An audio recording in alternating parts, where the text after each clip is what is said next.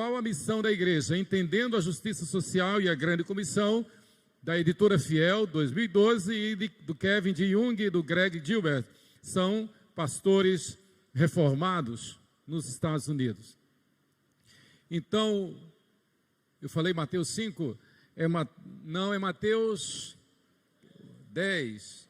10 foi semana passada, hoje é Mateus 5 mesmo. Mateus 5, Mateus 5, de 1 a 48. Vamos abrir e dar um passeio neste capítulo. Mateus 5, de 1 a 48. Vamos à frente. Isso.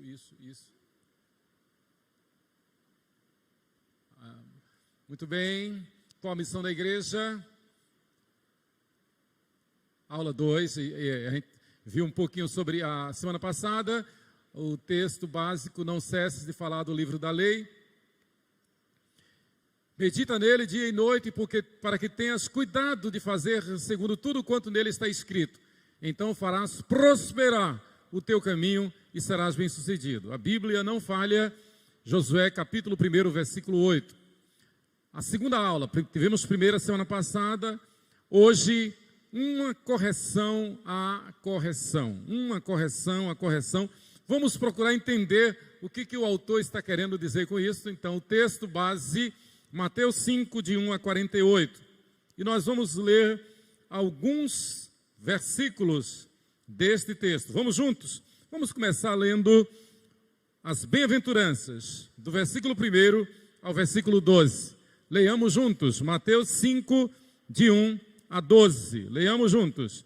Vendo Jesus as multidões, subiu ao monte, e como se assentasse, aproximaram-se os seus discípulos, e ele passou a ensiná-los, dizendo: bem-aventurados os humildes de espírito, porque deles é o reino dos céus. Bem-aventurados os que choram, porque serão consolados. Bem-aventurados os mansos, porque herdarão a terra. Bem-aventurados os que têm fome e sede de justiça, porque serão fartos. Bem-aventurados os misericordiosos, porque alcançarão misericórdia. Bem-aventurados os limpos de coração, porque verão a Deus. Bem-aventurados os pacificadores, porque serão chamados filhos de Deus. Bem-aventurados os perseguidos por causa da justiça, porque deles é o reino dos céus.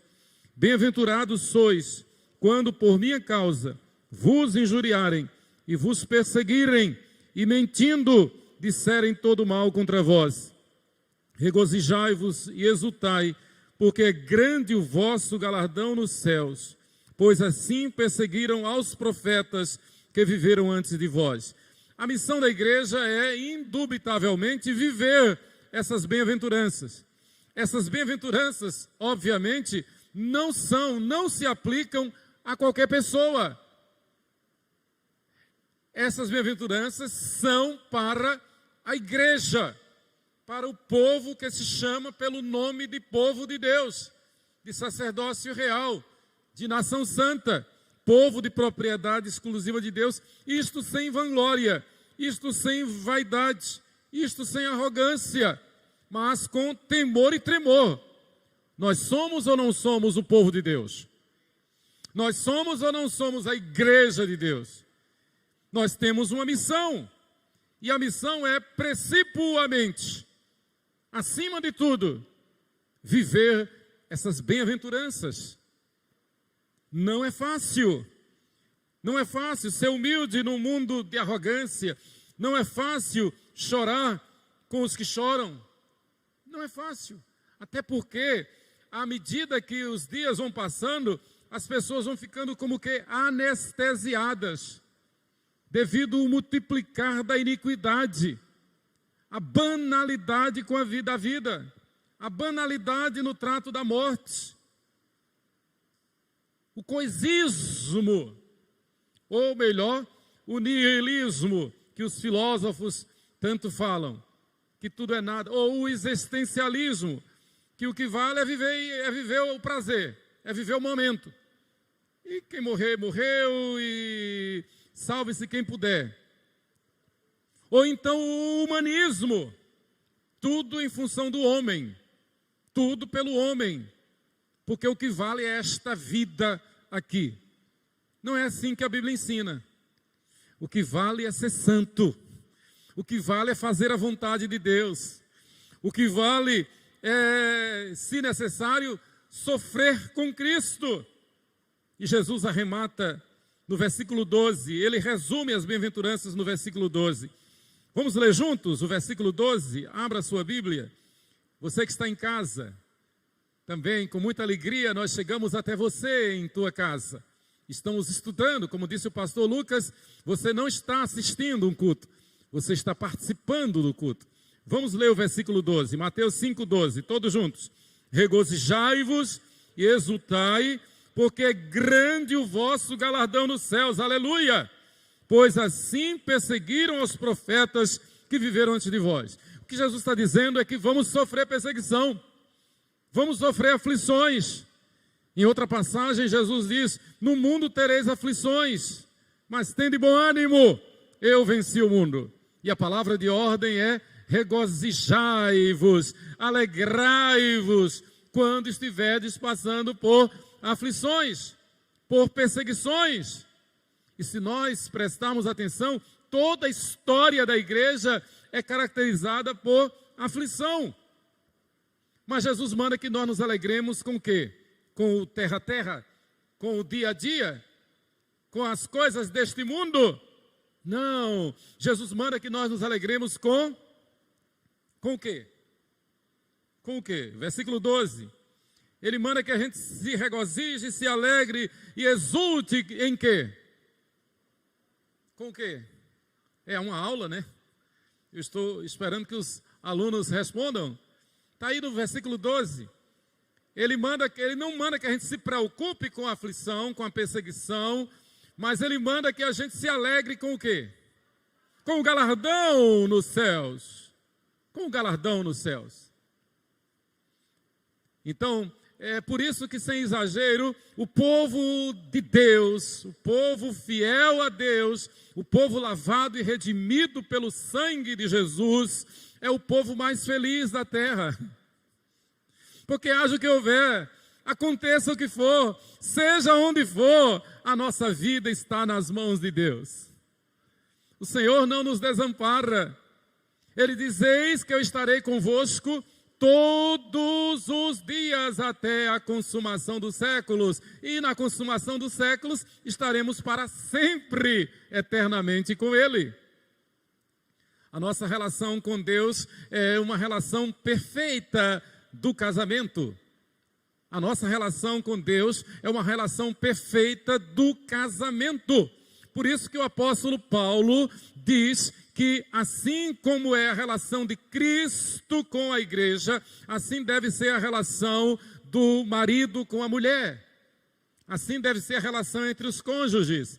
O marido deve amar a esposa como Cristo ama a igreja, e a esposa deve amar e servir ao marido como cabeça do lar, como a igreja ama e serve a Cristo. Louvado seja Deus por isso.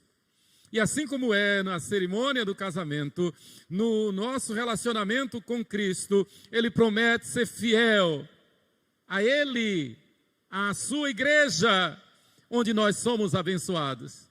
E Ele promete estar conosco todos os dias, na alegria ou na tristeza, na saúde ou na enfermidade, na riqueza ou na pobreza. Ele promete estar conosco. E Ele arremata dizendo que nós não morreremos, mas estaremos sempre com Ele. Tem coisa melhor do que isto? Não existe nada melhor. Não existe nada melhor. Então, a missão da igreja passa por isso. É impossível realizar a missão da igreja sem essa perspectiva. E aqui eu quero ser enfático, porque tem muita gente que acha que a missão da igreja é fazer caridade. Que a missão da igreja é fazer o papel do bom samaritano. Só. Não é. A missão da igreja, como diz o reverendo Ronaldo Lidório, é antes de tudo morrer. Morrer para si. Morrer para o mundo. E aí ele vai explicar nisso e nós vamos estudar aqui. Mas eu quero continuar lendo Mateus 5, que é é o texto base da nossa lição. A partir do versículo 13 agora, Jesus diz, vamos juntos? Vós sois o sal da terra. Ora, se o sal vier a ser insípido, como lhe restaurar o sabor? Para nada mais presta, senão para lançado fora ser pisado pelos homens. Vós sois a luz do mundo. Não se pode esconder a cidade edificada sobre um monte, nem se acende uma candeia para colocá-la debaixo do alqueire, mas no velador, e alumia todos que se encontram na casa. Assim brilhe também a vossa luz diante dos homens, para que vejam as vossas boas obras e glorifiquem a vosso Pai que está nos céus. Jesus então manda que nós sejamos sal da terra e luz do mundo, com que propósito? Eu quero ouvir a resposta. Jesus manda que a gente seja sal da terra e luz do mundo, com que objetivo? Para quê? Muito bem, Adeli. Para que as pessoas glorifiquem a Deus. Ele manda que a gente seja sal da terra e luz do mundo, não para que as pessoas nos achem bonzinhos, não para que as pessoas nos elogiem, não para que sejamos promovidos, não com outra intenção, senão exclusivamente de que essas pessoas sejam tocadas pelo Espírito Santo e então passem a dar glória a Deus. Essa expressão significa o quê? Quando Jesus diz, para que os homens glorifiquem ao Pai que está nos céus. Essa expressão significa o quê? Aqui é um pouco mais difícil. Não é só chegar e cantar, não é só levantar a mão, não é só dizer eu amo a Deus, eu glorifico a Deus. O que quer dizer essa expressão? Responda. Para que os homens glorifiquem ao vosso Pai que está nos céus. Resumindo, é o quê? Traduzindo, é o quê que Jesus está dizendo isso? Para que aconteça o quê?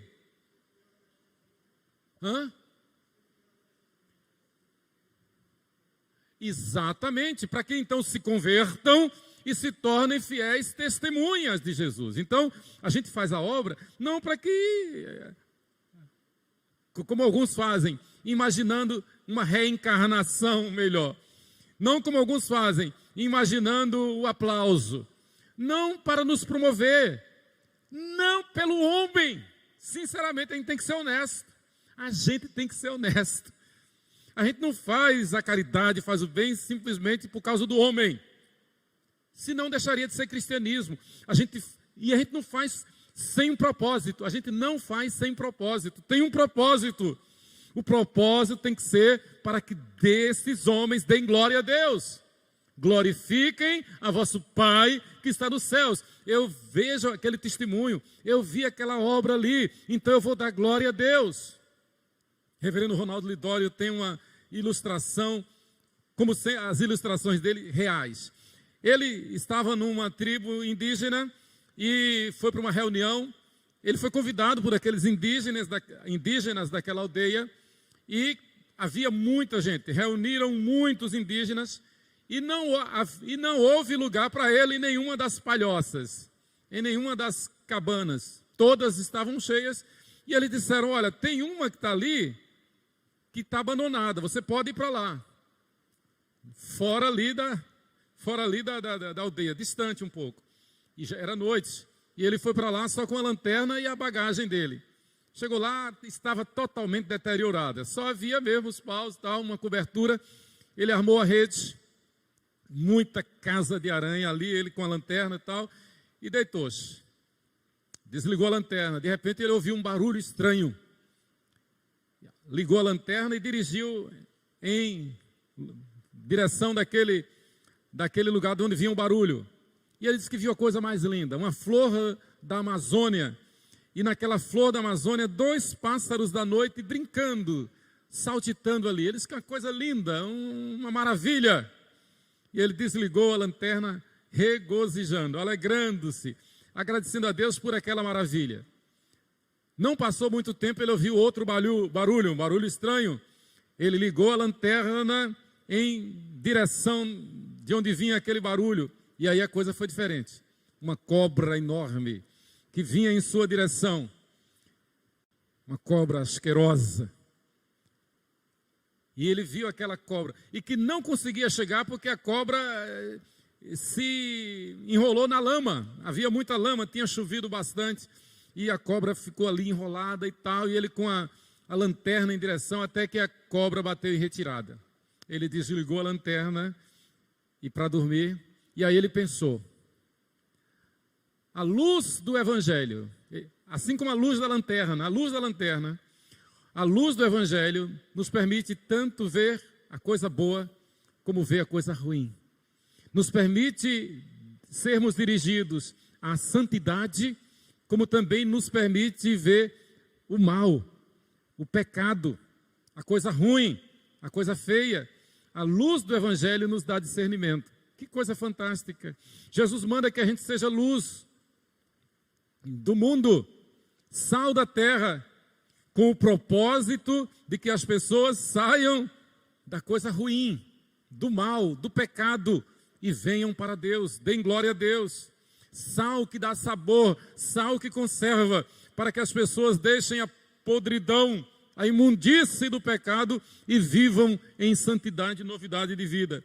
Então, isto é fundamental, porque não basta ser cristão, não basta dizer eu creio em Deus, não basta. Não basta querer fazer a caridade, não basta simplesmente evangelizar por evangelizar. É preciso manifestar a glória de Deus. É preciso viver de tal forma que as pessoas entendam que devem dar glória a Deus. O trabalho é para a glória de Deus, os estudos para a glória de Deus, o trabalho doméstico é para a glória de Deus, o casamento é para a glória de Deus, o lazer é para a glória de Deus, os alvos para a glória de Deus, o salário que a gente recebe, tudo é para a glória, tem que ser para a glória de Deus. A Bíblia diz isso muito claro. Paulo diz que nós estamos aqui na terra como embaixadores de Deus, representando Deus neste mundo, para que por nosso intermédio alguns se reconciliem com Deus. Amém? Então, sal da terra e luz do mundo significa isso. Aí Jesus, do verso 17 ao verso 20, ele vai dizer que ele não veio revogar a lei, mas ele veio cumprir a lei. E a lei é severa. A lei diz que toda alma que pecar certamente morrerá. Queridos, a pior coisa do mundo não é uma doença. A pior coisa do mundo não é nem a morte física. A pior coisa do mundo é a morte eterna. É morrer sem Cristo. Que adianta ter uma vida, seja lá de que tamanho for, ter uma vida, mas não ter a vida eterna. Porque por mais que a gente viva, ainda que se tenha uma vida como a de Matusalém, 969 anos, ainda que se tenha uma vida como a de Matusalém, que adianta viver sem a salvação? A pior coisa é partir desta vida para a eternidade sem a salvação, sem a certeza da salvação. Que adianta tanto cuidado com esse corpo que é pó e ao pó voltará, e não cuidar do espírito, da alma que vai para Deus, para ser julgado por Deus. Então a missão da igreja não é simplesmente fazer caridade, manifestar misericórdia, manifestar amor em si, humano, mas é manifestar o amor salvador de Deus. É diferente. Manifestar o amor salvador de Deus é viver e proclamar João 3,16. A missão da igreja é por aí. João 3,16. Vamos dizer juntos? Juntos. Porque Deus amou o mundo de tal maneira que deu o seu Filho unigênito para que todo aquele que nele crê não pereça, mas tenha a vida eterna. E a palavra perecer no grego é fantástica. A palavra perecer no grego significa apodrecer e apodrecendo enquanto se está vivo até morrer. A ideia da palavra perecer no grego é a pessoa que está viva, mas ela já está apodrecendo, já está apodrecendo. E é literalmente o que acontece com o ser humano que não tem Jesus como Senhor e Salvador. Ele está vivo biologicamente, está saudável biologicamente, mas espiritualmente ele está morto. E se continuar assim, vai ser separado de Deus eternamente. Porque a palavra morrer é separar. O verbo morrer significa separar. Tem a morte espiritual, que é estar separado espiritualmente de Deus. Está vivinho da Silva, mas não tem comunhão com Deus. É ímpio, é incrédulo. Pode ser até cristão, mas se não for fiel, não tem vida com Deus. Está morto espiritualmente. A morte física, que é a conhecida, a separação do espírito do corpo. E a morte eterna, que é a separação eterna diante de Deus. Separar-se de Deus eternamente. Então a gente tem que pensar nisso, a gente tem que orar mais. A gente tem que se preocupar, sim. Pessoas amicíssimas, parentes, amigos, cônjuges. Gente que anda com a gente, como diz Jesus, quando no dia do arrebatamento, 2 estarão juntos, um será tomado, outro ficará. 2 estarão na cama, um será tomado, outro ficará. 2 estarão trabalhando, um será tomado, outro ficará. Jesus está advertindo exatamente desta perspectiva, dessa realidade. E a gente tem que lutar, a gente tem que ser missionário. A gente tem que ser missionário em casa, missionário na família. Uma das piores dores que nós podemos sentir é imaginar que alguém com quem a gente convive, alguém que a gente ama, seja cônjuge, seja filho, seja irmão, sangue do sangue, amigo, e a gente sabe que à luz da Bíblia, essa pessoa não se converteu. Essa pessoa não nasceu de novo. E a Bíblia diz que se não nascer de novo, jamais verá a Deus. A pior coisa não é uma doença. A pior coisa não é uma doença. A pior coisa, repito, não é nem a morte física. A pior coisa é a morte eterna. E foi por isso que Deus amou o mundo de tal maneira, que deu seu Filho unigênito, que Jesus morreu na cruz, que Jesus suportou a pior dor, e a gente não pode esquecer isto. A pior dor que Jesus sofreu não foram os murros, cusparadas, escárnios, coroa de espinhos, prego nas mãos, prego nos pés, a lança que lhe perfurou, as chicotadas, o peso da cruz. A pior dor que Jesus sofreu foi ter sido abandonado por Deus. Deus meu, por que me desamparaste? Porque Deus que é santo, santo, santo, jamais pode estar onde está o pecado, habitar com o pecado. E naquela hora em que Cristo se fez pecado por nós, em que Ele assumiu os meus, os teus, os nossos pecados, Ele se tornou pecado, digno de morte. Ele não veio revogar a lei, Ele veio cumprir. Ele veio cumprir, Mateus 5, de 17 a 20. Então ele se tornou passivo de morte, digno de morte, porque Ele assumiu os meus, os teus, os nossos pecados. Deus, o Pai, o abandonou. Essa foi a maior dor. E essa foi a causa mortis. A causa mortis de Jesus foi ter sido abandonado pelo Pai.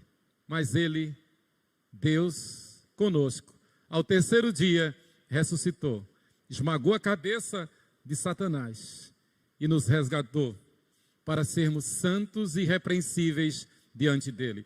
Louvado seja Deus. Então este é o pano de fundo. Este é o pano de fundo do nosso texto. Aí cada versículo de Mateus 5 é base para este estudo. Essas leituras nós devemos fazer durante esta semana. A diferença entre ser missionário e ser missional. É interessante isso. Os autores do livro nos chamam a atenção para isso. Algo que desejamos corrigir é uma definição super expansiva que entende missão como toda coisa boa que um cristão pode fazer. Isso que eu já venho falando. Então, por exemplo, eu já vou para a igreja, eu já dou o dízimo, eu já levo a sopa no João Alves, eu faço caridade, eu faço um bazar, eu faço boas obras. Isto não é a missão da igreja. Isto qualquer um faz. É como Jesus diz também, amar aqueles que nos amam não tem virtude nenhuma. É que eles nos amam, então é natural. A questão é amar quem nos odeia. É amar quem nos odeia. Aí Jesus diz, amar os que amam, até os publicanos fazem isso. Mas o cristão, ele é chamado para amar e perdoar quem o odeia. E aí eu lembro do testemunho da Corrie ten Boom, do Refúgio Secreto, que escreveu o livro fantástico, best-seller, Refúgio Secreto, virou filme, um dos melhores filmes que eu já assisti. Na década de 70, então ela foi levada por uma agência missionária internacional a encontrar-se com o Senhor. A história é a seguinte, ela, holandesa, família toda holandesa, foi levada para um campo abrigava judeus em casa, protegia os judeus, então foram descobertos e foram levados para um campo de concentração. Os pais e os filhos, crianças. Corrie ten Boom era uma menina, criança na época. Os pais morreram no campo de concentração. As mulheres foram estupradas. Ela foi estuprada, era uma criança ainda. Ela foi a única da família que escapou num campo de concentração nazista. Sempre fiel, saiu do campo de concentração, permaneceu fiel, uma serva de Deus, consagrada. E na década de 70, ela foi levada a se encontrar com o algoz, com aquele soldado nazista que estuprou a família e ela, inclusive. E ela, naquela conferência, ela disse, eu te perdoo no nome de Jesus. Eu te perdoo no nome de Jesus. Uma história que o mundo todo conhece. Então o cristão é chamado a viver isto. Então, a diferença entre ser missional e missionário. Então, missional significa apenas estar em missão. Apenas estar em missão. E isso pode acontecer com qualquer pessoa. Está numa missão. Consciente de como tudo que devemos fazer contribui para a missão da igreja.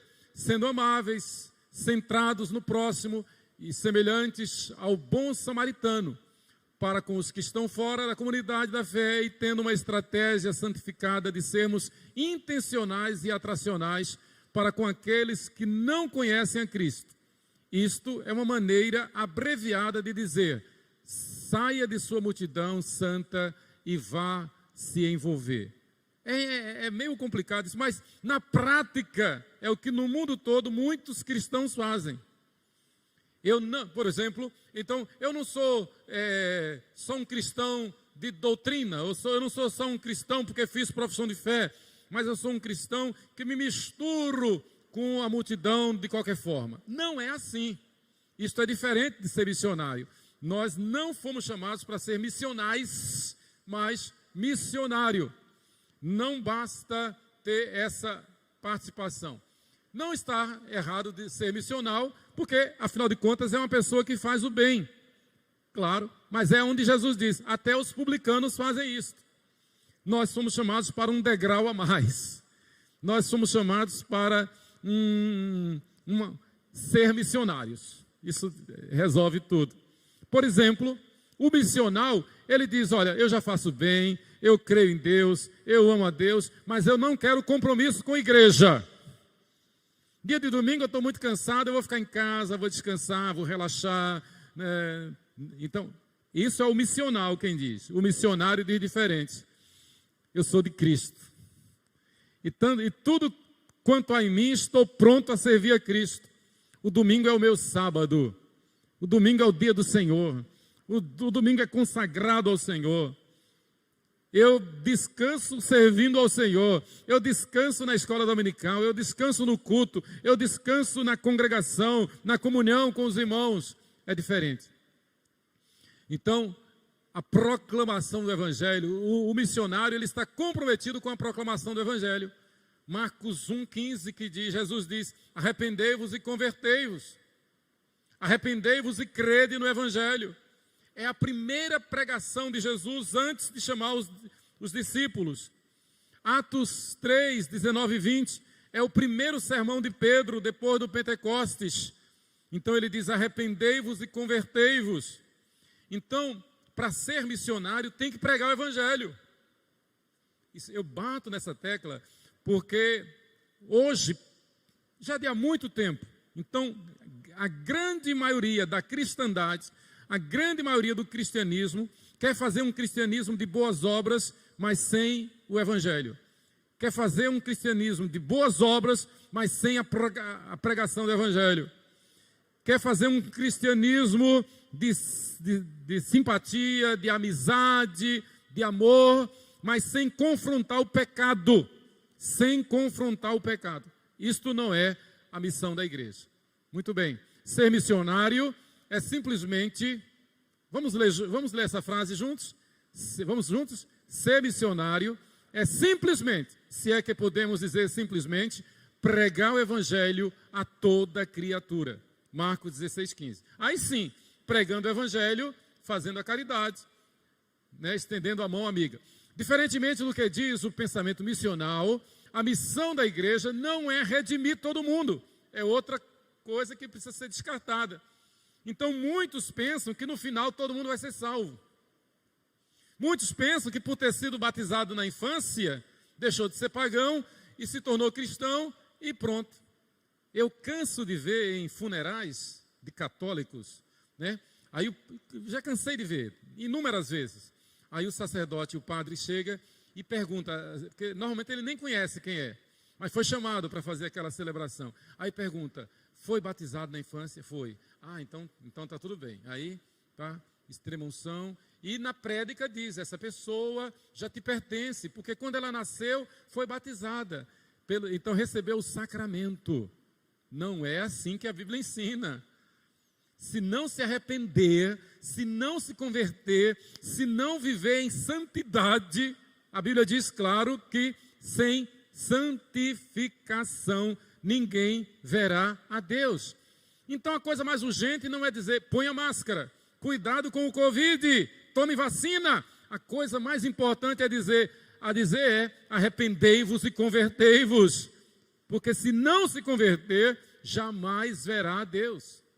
Então a missão da igreja é proclamar o evangelho. A igreja missional é o povo de Deus participando com Deus em sua missão redentora do mundo. O Ed McNeil disse isso. Muito bem.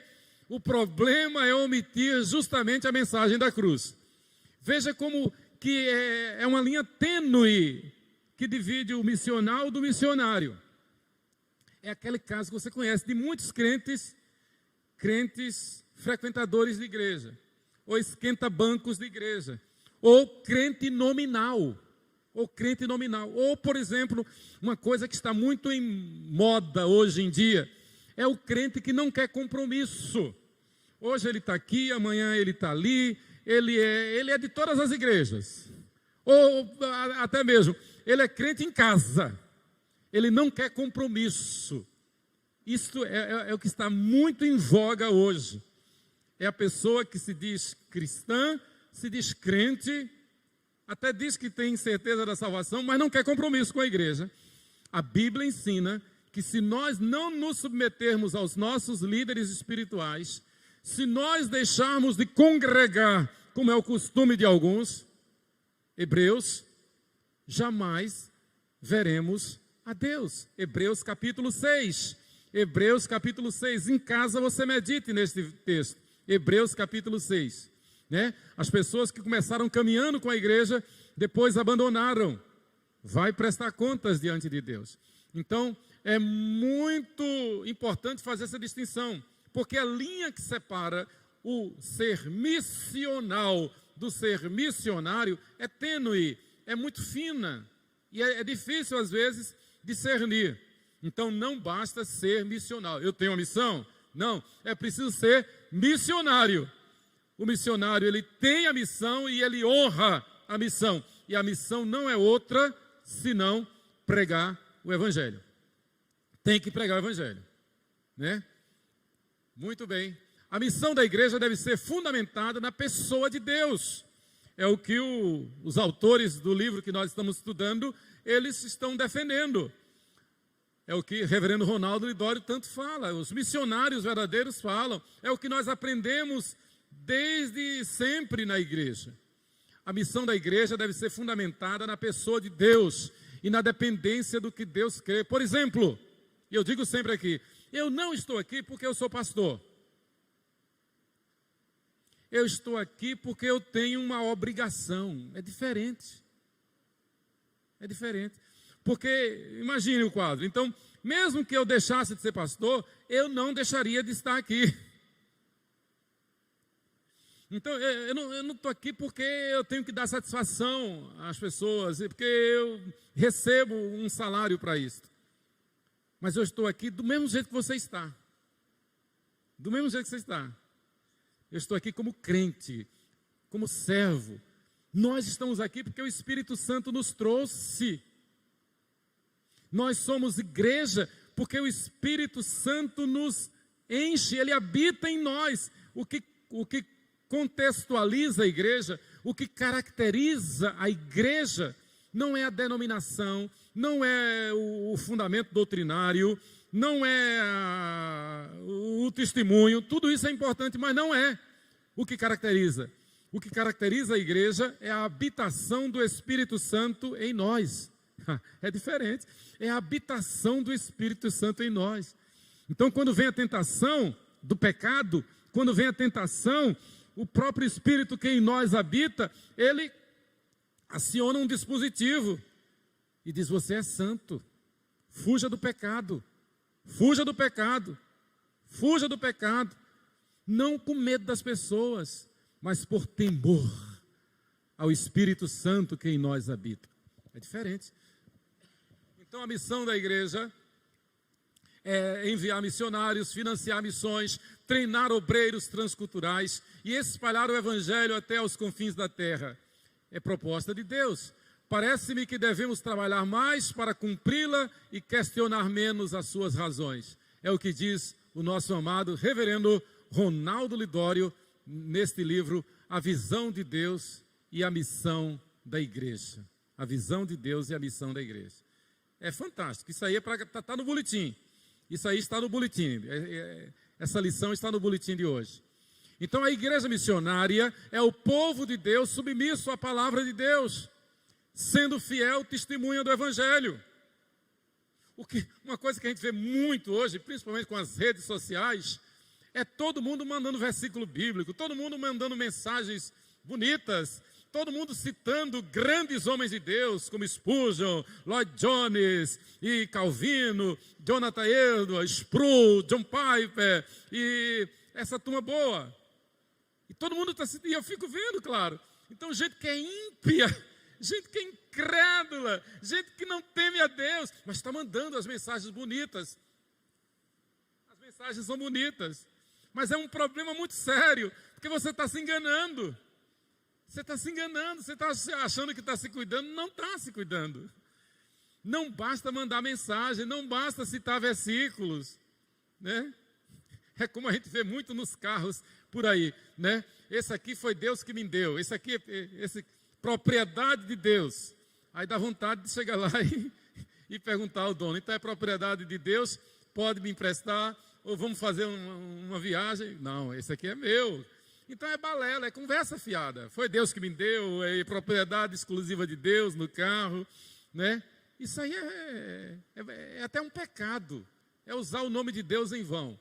Então não basta dizer eu sou crente, eu cito versículos da Bíblia, é preciso viver em santidade, novidade de vida. Não ter vergonha de dizer eu sou crente. Eu fui o homem mais tímido do mundo. Até os 19 anos de idade, quando eu me converti, eu não namorei porque eu tinha vergonha de falar com qualquer menina. Na verdade, eu tinha vergonha de falar com todo mundo. Eu era um ermitão no meio dos colegas, porque eu era tímido, mas aí eu me converti. E quando eu me converti, o Espírito Santo me libertou, eu deixei de ser tímido. Aí eu passei a comunicar o evangelho. A minha conversão foi no dia 5 de novembro de 78, e na segunda-feira eu fui para faculdade, eu fazia Química Industrial, na UFES. E eu me lembro como hoje, a primeira coisa que eu fiz foi pegar meu caderno, meu livro, e peguei a Bíblia de papai. Eu não tinha Bíblia. Peguei uma Bíblia de papai e fui lá para o Instituto de Tecnologia e Pesquisas de Sergipe, onde a gente tinha aula de Química. No primeiro intervalo, eu saí evangelizando. E não parei mais de evangelizar para a glória de Deus. Então tem que viver evangelho, tem que testemunhar. Direi ao mundo que sou crente. E eu começava dizendo a clássica expressão que eu aprendi. Você conhece Jesus? Você conhece Jesus? Você já entregou sua vida a Jesus? Você sabe que Jesus morreu na cruz no teu lugar? Você sabe que quem matou Jesus não foram os judeus, não foram os romanos, não foi Barrabás, não foi Judas Iscariotes. Quem matou Jesus fui eu, foi você, porque ele morreu em nosso lugar. Tem que pregar o evangelho, tem que dizer, diga ao médico, diga ao advogado, diga ao professor, diga ao colega, diga ao aluno, diga a todo mundo, diga ao vizinho. Jesus, quem matou Jesus foi você, fui eu, porque ele morreu em nosso lugar, para que a gente se arrependa, se converta. Então, a missão da igreja é proclamar o evangelho. O que é uma comissão? É uma parte de uma missão. A grande missão é a redenção, grave isto. A grande missão do evangelho é a redenção daqueles que Deus decidiu livrar da condenação eterna. A gente sabe que nem todos são salvos, nem todos vão ser salvos. E a gente sabe também que os salvos são aqueles por quem Jesus morreu e ressuscitou. E a matemática de Jesus é perfeita, não vai sobrar nem faltar.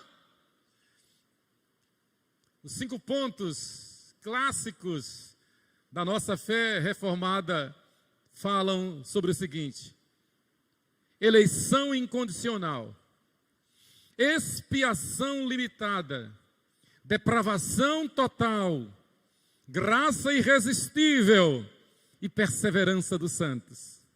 Significa que a eleição de Deus independe de nós. Se fosse depender, ninguém seria salvo. Então ele elege quem ele quer. E aqueles a quem ele quis eleger, estes são salvos. Ninguém os arrebatará de suas mãos. A eleição é incondicional. A expiação com X mesmo, a expiação é limitada.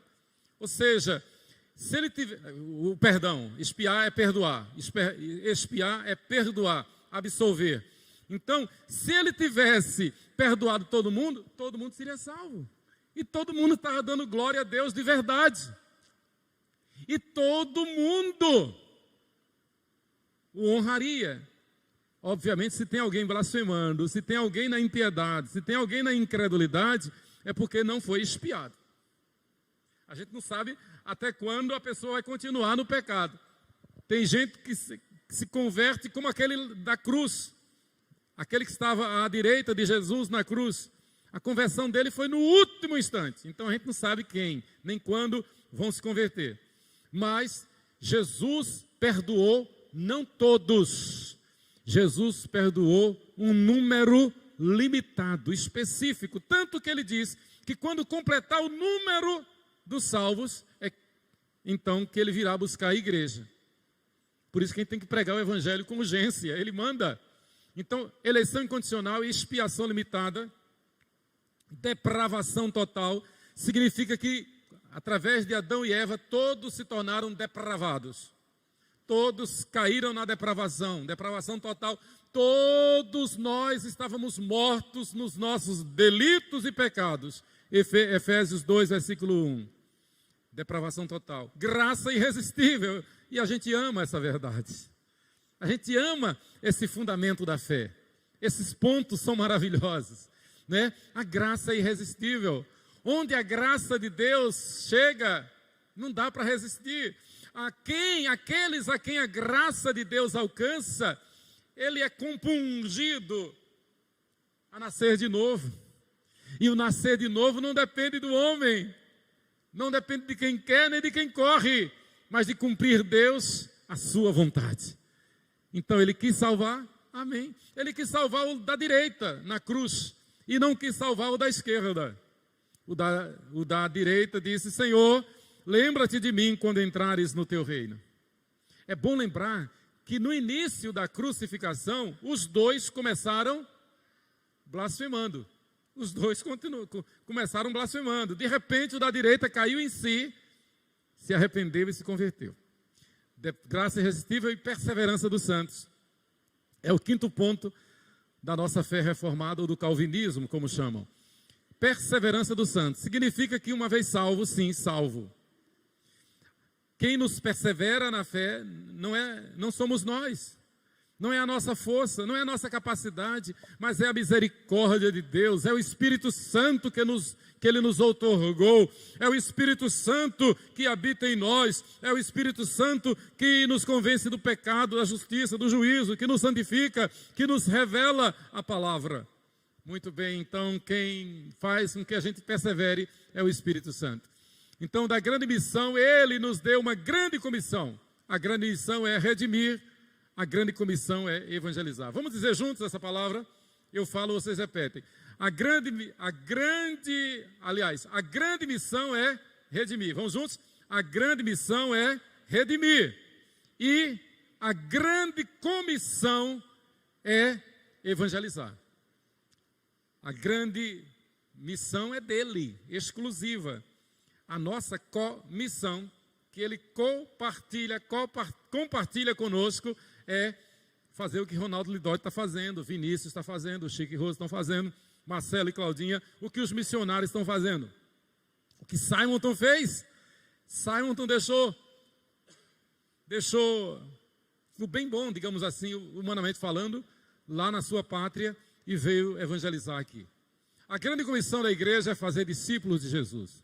Vocês querem me ajudar, por favor? Eu peço socorro. Leiam para mim esta tela aí. Leiam, por favor.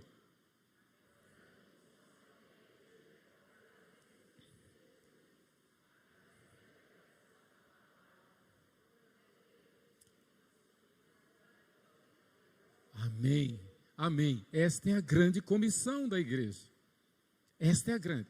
Então, fazer obra social, fazer caridade, fazer evento, sem essa perspectiva, é vento. É vento. É vento. Né? É religião. Qualquer um faz. Qualquer ONG faz. Né? A missão da igreja é viver o evangelho, pregar o evangelho. Então, primeiro, bons comportamentos, mas em categorias erradas. Por isso que o título desta lição é uma correção à correção. Né? Porque a correção no sentido de chamar o povo ao conserto, chamar o povo à verdadeira vida. Mas não é de qualquer jeito. Não se evangeliza simplesmente fazendo caridade. Não se evangeliza simplesmente dizendo paz e amor. Não se evangeliza simplesmente mandando mensagem de Paul Washer, de John Piper, de Sproul, de Hernandes, de Nicodemos. Não se evangeliza desse jeito. Se evangeliza com a palavra, pregando o evangelho. Arrependei-vos e convertei-vos. Amém? Então, bons comportamentos, mas em categorias erradas. Veja a diferença entre justiça social e amor e amar o seu próximo. Transformar o mundo e ser sal da terra e luz do mundo. Ser cidadão do reino ou edificar para o reino. Então tem diferenças, né? Justiça social e amar o próximo. Ok, obrigado. Boa palavra. Obrigado, Alaide. Então tem muita gente que fala em justiça social, mas não está nem aí. Por exemplo, hipócritas. Falam de justiça social, mas defendem o aborto. Fala de justiça social, mas defende o aborto. Fala de defender a tartaruga, mas defende o aborto. Então, é hipocrisia. Hipocrisia. Tem que ser verdadeiro. Tem que ter justiça, mas tem que ter amor ao próximo. Tem que transformar o mundo, sendo sal da terra e luz do mundo, sendo cidadão do reino e edificando para o reino. Não há dicotomia, não há separação entre a nossa vida no reino de Deus e a nossa vida aqui na terra. Na verdade, nós não somos da terra, nós somos do reino de Deus. Isso tem que estar muito claro. Por exemplo, muitas boas obras são promovidas sob o nome de justiça social, quando pensamos que amar o seu próximo é uma categoria melhor. Ou pessoas falam sobre transformar o mundo, quando pensamos que presença fiel é a melhor maneira de descrever o que tentamos fazer e podemos realmente fazer no mundo. Então, tem que ter vida, tem que chegar junto, tem que fazer a missão e viver a missão. Sem entrar em questão doutrinária, mas um exemplo, por exemplo, como Madre Teresa de Calcutá. Então, realmente ela se misturou com os leprosos, movida pelo Evangelho. Isso é um fato, né? Seria melhor falarmos em viver como cidadãos do reino, em vez de dizermos às pessoas que edifiquem o reino. Então, viver o Evangelho, viver o reino, ao invés simplesmente de desejar ou imaginar ou até estar orando, viva o reino. Seja fiel testemunha do reino. Comparemos com o que Jesus nos diz em Mateus 5, 43, 48. Vamos ler. Mateus 5, 43 a 48.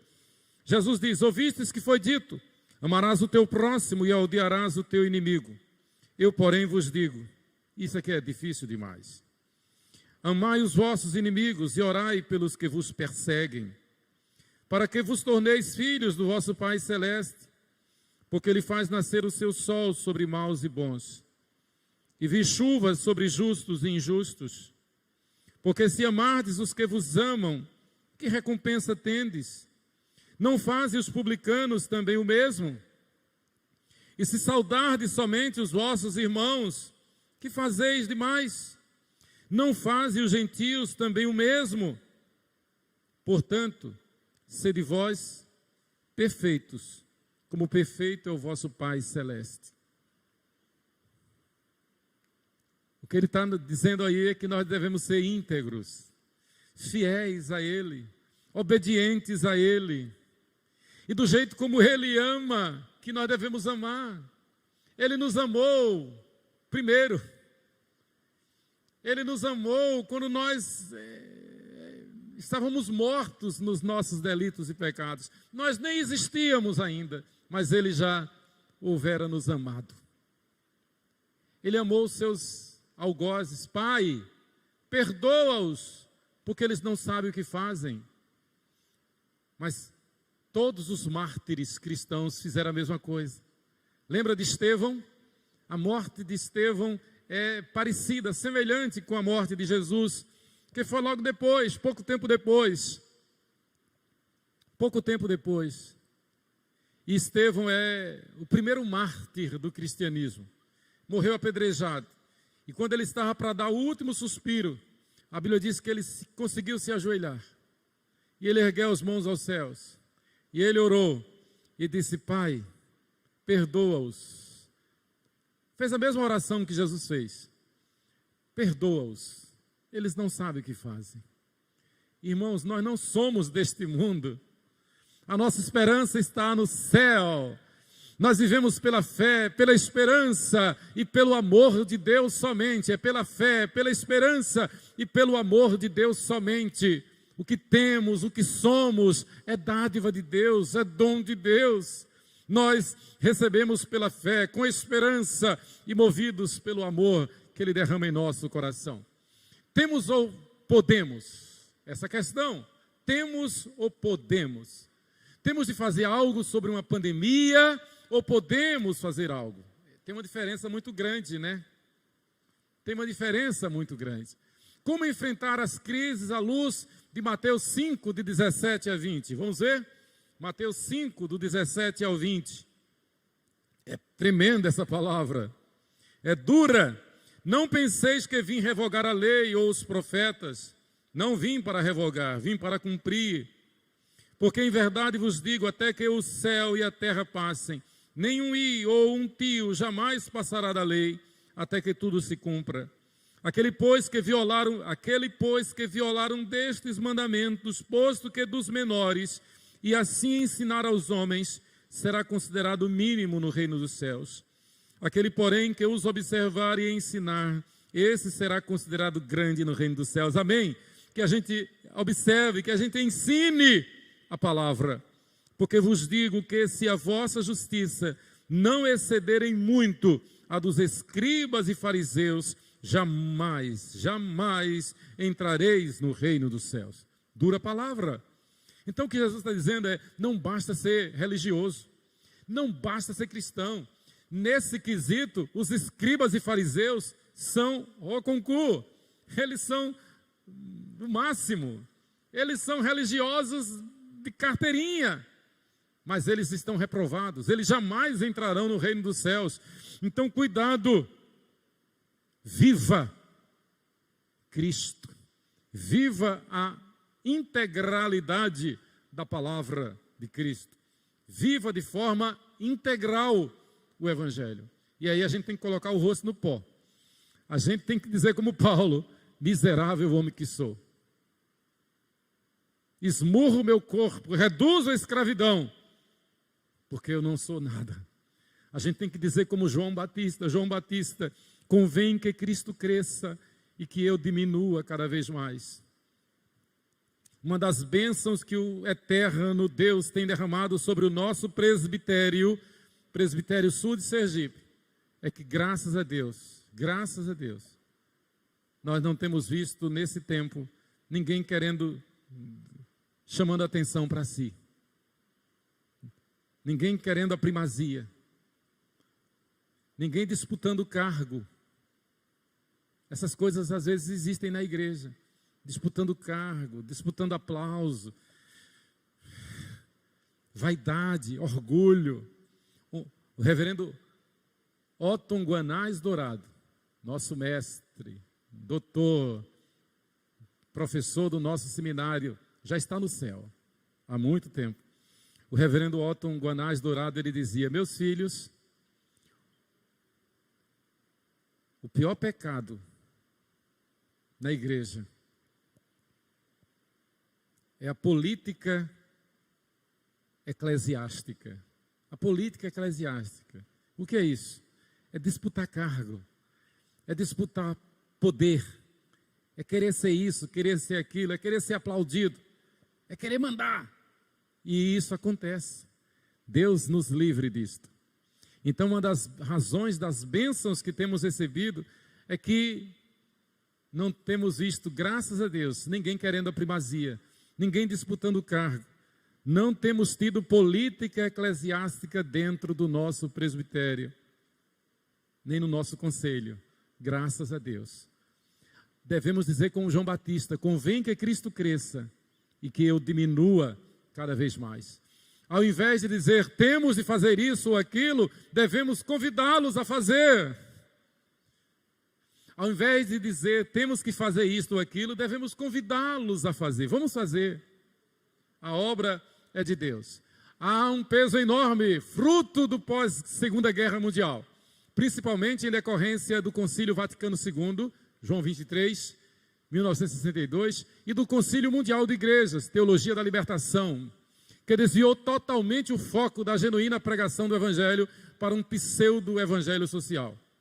Isso tomou um volume muito grande no Congresso, no primeiro Congresso Mundial de Evangelização em Lausanne, na Suíça.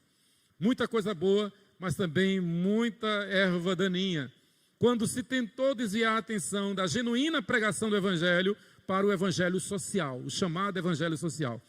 A Igreja Presbiteriana do Brasil não faz parte do Concílio Mundial de Igrejas.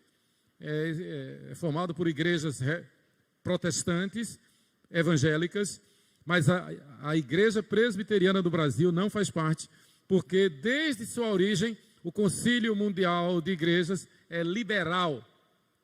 É liberal, não tem compromisso com a palavra. A IPB não faz parte do Concílio Mundial de Igrejas. O Concílio Mundial de Igrejas, por exemplo, faz parte do Concílio Mundial de Igrejas, igrejas que negam a autoridade das Escrituras. Eles dizem, por exemplo, a Bíblia contém a palavra de Deus, mas não é a palavra de Deus. Eles negam milagres, por exemplo, eles negam o nascimento virginal de Cristo.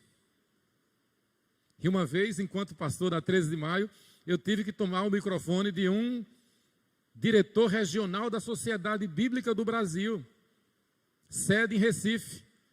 O homem, pastor Batista, diretor da Sociedade Bíblica do Brasil. Então, um culto de divulgação da Sociedade Bíblica do Brasil, ele veio pregar, muito bem. De repente, quando ele pregar em Jonas, aí fez a introdução e logo em seguida ele disse, mas é preciso saber que essa história não foi real. O livro de Jonas é uma parábola. Eu estava sentado ali assim, aí eu vim, dei um abraço nele, peguei o microfone e comecei a falar. E disse, muito obrigado, pode sentar. Para nós, o livro de Jonas é real. A história de Jonas é real. E início do meu ministério, eu tinha 26 anos de idade. 26 anos de idade. E o homem era um catedrático. O quê? Jonas, a história de Jonas é real. Que história de lenda é esta? Então, os liberais, eles têm essas coisas. E não cabem em nós. Então, aqui foi falando sobre o Concílio Mundial de Igrejas, como surgiu e tal, não é? É um movimento ecumênico. Não fazemos parte disso.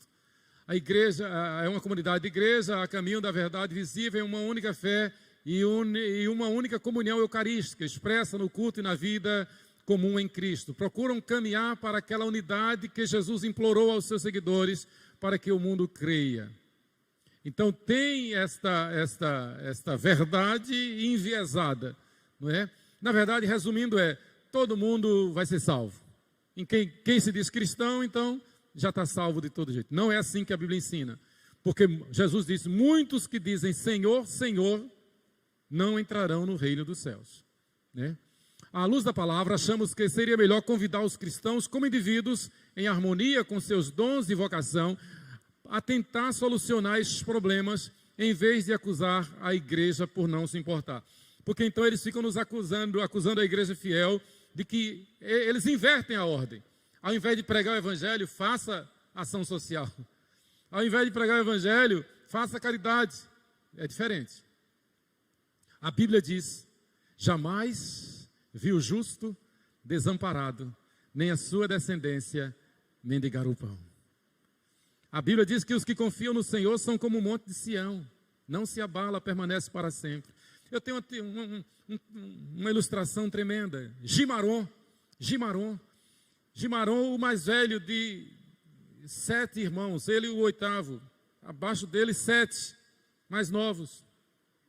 A mãe com problema mental, de tanta surra que levou do marido, quebrou a cabeça dela um dia. Chegou para a igreja, porque a juíza da comarca de Camaquã, lá em Pau-Brasil, então trouxe essa família e deu abrigo lá em Pau-Brasil, na cidade de Pau-Brasil. O chefe da família já estava preso em Salvador, foi preso e foi mandado para Salvador. E essa família ficou então numa casa que a prefeitura pagava lá em Pau-Brasil. E os meninos saíam pedindo esmola. E uma vez ele pediu esmola na casa de uma irmã da igreja presbiteriana em Pau-Brasil. E teve problema lá em Pau-Brasil. E a juíza então transferiu a residência para Itabuna. E eles foram morar em Itabuna. Mas quando ele pediu esmola na casa dessa irmã presbiteriana em Pau-Brasil, ela se compadeceu e começou a evangelizar. E Gimaron conheceu o evangelho. Quando eles chegaram em Itabuna, foram para a igreja presbiteriana em Itabuna. Me lembro como hoje, é o primeiro dia que eles chegaram lá. Pobres, paupérrimos. E uma história terrível. A mãe com problema mental, teve o crânio quebrado de surra que levou do marido. Porque esse marido estuprava os filhos. Ele estuprava os filhos. as meninas, as criancinhas. Gimaron veio para a igreja, conheceu o Evangelho. Paupérrima família. Gimaron é formado em História pela Universidade Estadual de Santa Cruz, em Ilhéus. Lourdes, a segunda, é formada em Psicologia, psicóloga. Os outros estão indo bem. A família bem cuidada. Presbiterianos do Brasil, lá em Itabuna. Um milagre. Deus alcançou esta família. Deus se serviu da justiça que pertence a Ele. Essa família foi resgatada. Mas o que eu quero ressaltar aqui é que essa irmã, quando Gimaron pediu esmola, ela não deu simplesmente a esmola, mas ela o trouxe para casa. Ela evangelizou. Melhor, ela ensinou uma profissão a esse menino. Através de amigos, ela ensinou uma profissão. E Gimaron se tornou, desde cedo, né, Sheila? Um excelente estofador. Um sofá lindo que nós trouxemos, foi ele quem fez. Um excelente profissional. Aprendeu, essa irmã deu o evangelho, deu uma profissão, né? E foi através dela que ela conseguiu que a juíza transferisse a residência da família para Itabuna. E eles cresceram. Eu estou dando um exemplo de como que é o verdadeiro evangelho, a verdadeira evangelização, né? Ele coloca uma questão para nós. Achamos que seria melhor convidar os cristãos como indivíduos em harmonia com seus dons e vocação a tentar solucionar esses problemas em vez de acusar a igreja por não se importar. Exatamente, né? Essa irmã simplesmente ela usou os dons e vocação, evangelizar, ensinar uma profissão, reivindicar junto à comarca lá, a juíza, que desse uma melhor condição, levasse para outra cidade, porque aquela cidade, a história era triste para aquela família. Então, graças à intervenção dessa irmã, as coisas cooperaram para o bem dessa família. Então, quando eu me lembro assim de um testemunho de conversão e de evangelização e ação social, eu lembro sempre de Gimaron Henrique. A missão da igreja não é fazer o que o mundo requer que faça, ou que possa agradar o mundo. A missão da igreja é pregar o evangelho. Eu me lembro que sempre que eu era entrevistado, isso lá em Itabuna, aqui acho que aconteceu uma vez só, mas lá em Itabuna eu era muito solicitado para dar entrevista no BATV.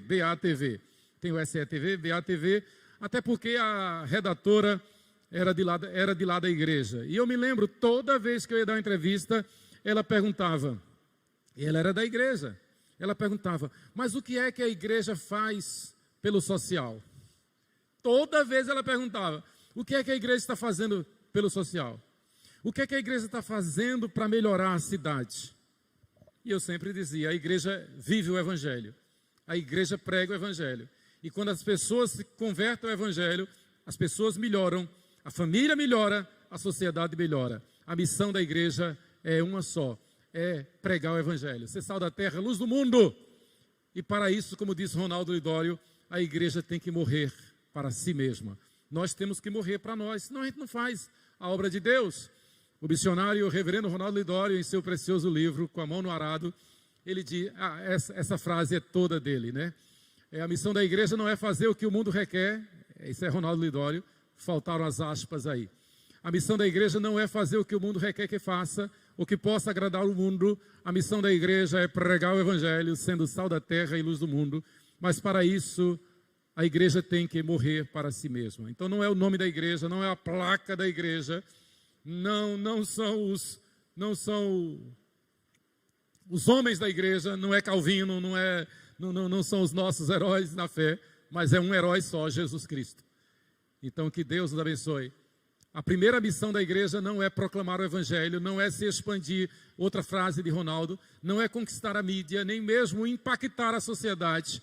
A primeira missão da igreja é morrer, é perder os valores da carne e ser revestida com os valores de Deus, é se desglorificar para glorificar o seu Deus. Que Deus nos abençoe, Que Deus nos ilumine e nos encha da sua graça. Reverendo Ronaldo Lidório ainda nos dá essas 3 pérolas. Ele fala assim mesmo, a tríplice missão da igreja. A missão, vamos ler juntos? Me ajudem, por favor, juntos. A missão de Deus é reinar.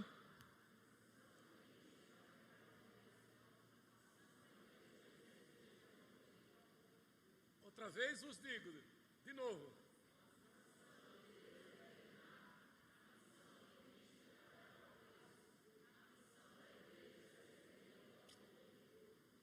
Essa é a missão da igreja. O que passar disso é de procedência que não é de Deus. Que Deus nos abençoe.